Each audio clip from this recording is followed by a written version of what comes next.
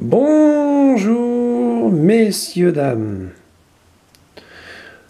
Nous sommes le 27/01/2019 et c'est le journal de bord numéro 4, je crois. Alors, quoi de neuf?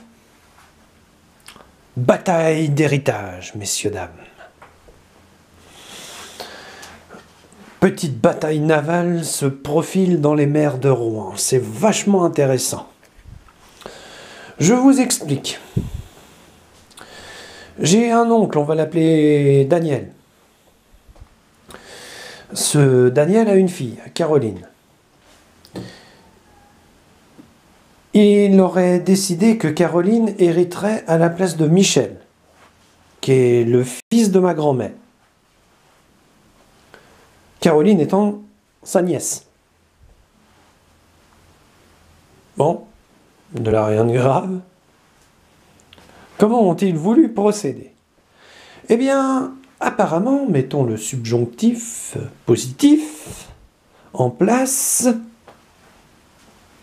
il aurait traîné mamie chez le notaire.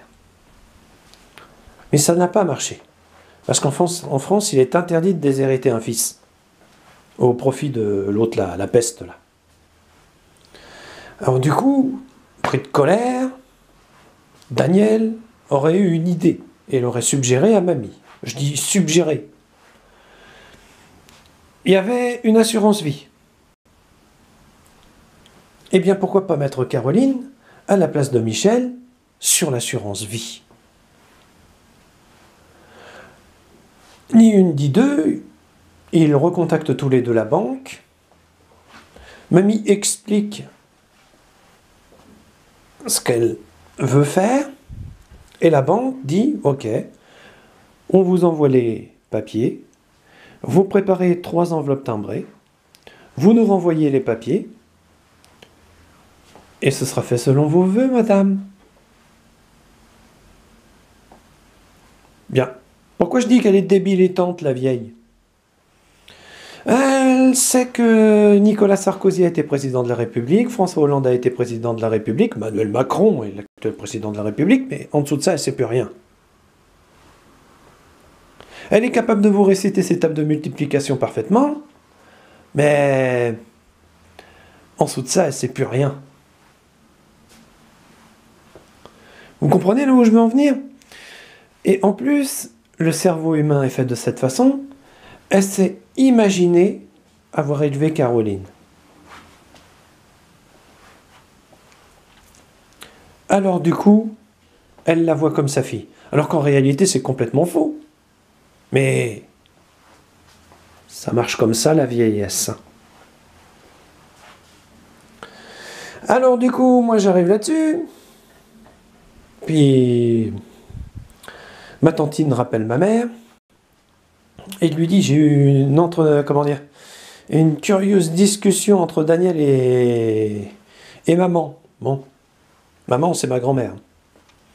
Et dans cette discussion, Daniel aurait dit à ma grand-mère de patienter le temps que Christine quitte la maison pour les documents de la banque. Ma grand-mère lui a répondu, oui, mais les documents de la banque, ils arrivent au plus vite, donc elle sera probablement là.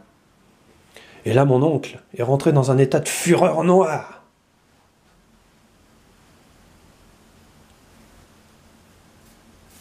Plutôt marrant, non?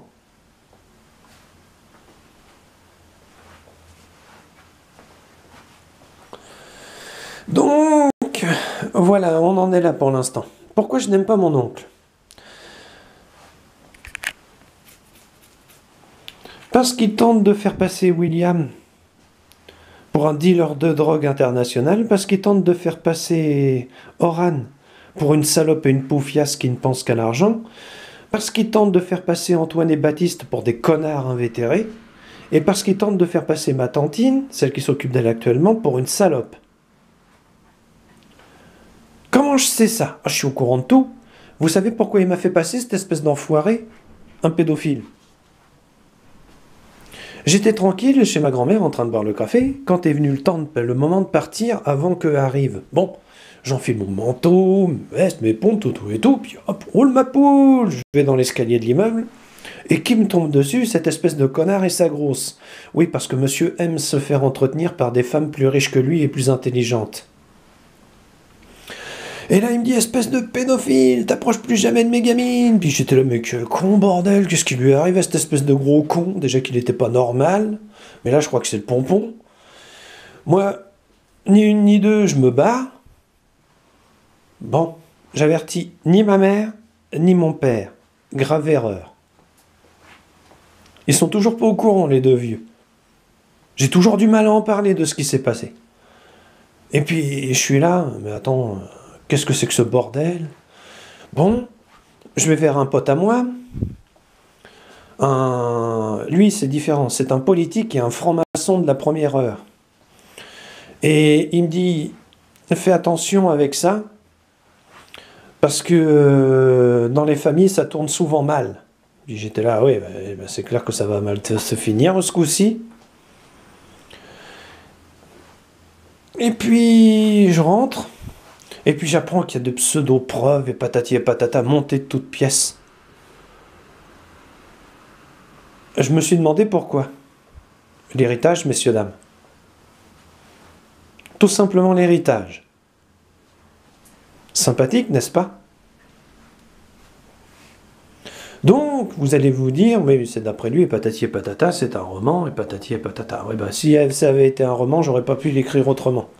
Et tout ce qui m'est arrivé sur Internet avec. Les trois poufias. Ah, c'est pas glorieux. C'est pas glorieux. Il y en a une dont le mec est un trafiquant de métaux. Il y en a une autre. Ah, c'est encore différent, là, c'est une entreprise de BTP. Ça touche à autre chose. Et l'autre, on n'a jamais vraiment su ce qu'elle était exactement. Et tout ça, ça défile au portillon pour toucher l'héritage. Ça va mal finir. Ça va très mal finir. Et moi, je me suis éloigné.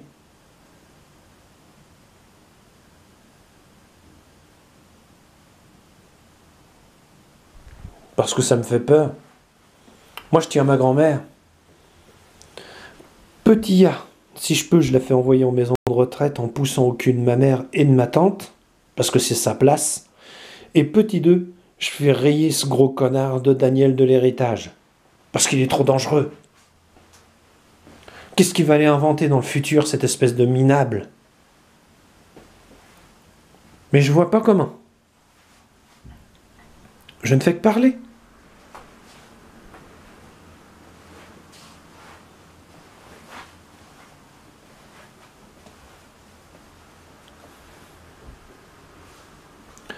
On en est là pour l'instant. Bon, je vais revenir au cas de tout, parce qu'il y a eu du changement. Ma mère a un cancer, vous le savez à peu près tous. J'ai dû l'aider, parce que là, ça devient chose honnête en fin de mois. Je lui ai donc organisé un plein de courses à 127 € qui doit être livré mercredi. Et on a été à... Merde. Je me souviens plus du nom. Il y en a eu pour 70 € de course, parce qu'il fallait bien ravitailler un peu avant de recevoir la grosse commande. Et petit 3, je lui ai payé son tabac du mois. Enfin, de la semaine. 70 € quand même. Un petit coup de main, quoi. Ça mange pas de pain. Mais par contre, ça a claqué mon épargne. Et j'ai eu du matériel à racheter. Comme une chaise. Par exemple, celle-là, là. Elle part en lambeaux et elle n'est pas confortable. Il m'en fallait une autre. Donc voilà, quoi. J'en suis là pour l'instant. Alors, qu'est-ce qui a changé dans les cas de tout? Un nouveau plan. Ligne de vie. Parfois la vie peut être injuste, mais ce n'est pas une raison pour renoncer à elle. Faut s'accrocher. Mon ancienne carte du parti et la nouvelle lettre du parti. Ma nouvelle carte est dans mon portefeuille. Là, la lettre de Devred et le remboursement de Devred. Oui, j'ai été remboursé. Mais je vais quand même aller à Devred pour aller m'acheter des bricoles.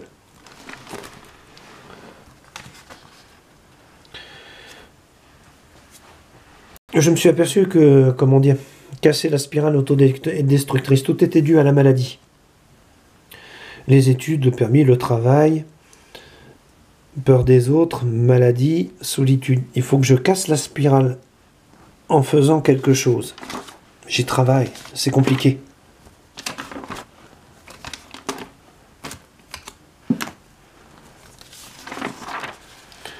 Ouais, ça c'est ce que je voudrais aimer, c'est ce que j'aurais aimé faire et réaliser dans le futur. Faire partie d'un club politique, ça c'est fait. Passer au moins une fois les permis. Avoir un repère de Hobbit. Et puis la comptabilité, je vous l'ai montré. Ah oui, le poids. Pareil. Statique. Je cherchais la stabilisation, justement. J'ai réussi. Maintenant, je vais pouvoir recommencer à perdre. Mais à mon rythme, vous comprenez? Ça faisait ça, et ça. Attendez, bougez pas. Ça faisait ça, et tout d'un coup, quand je voulais stabiliser comme ceci, ça faisait ça. C'est parce que j'étais trop bas. En réalité, je veux que ça fasse ça. Ça baisse, ça baisse, ça baisse, et se stabilise, stabilise, stabilise, stabilise. Tout simplement.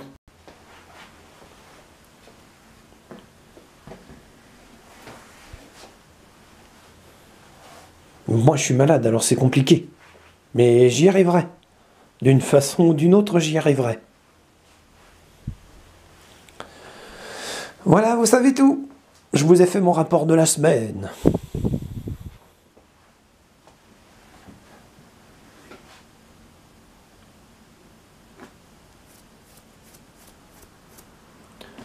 En vous souhaitant une bonne semaine, messieurs, dames, et de brillantes réussites.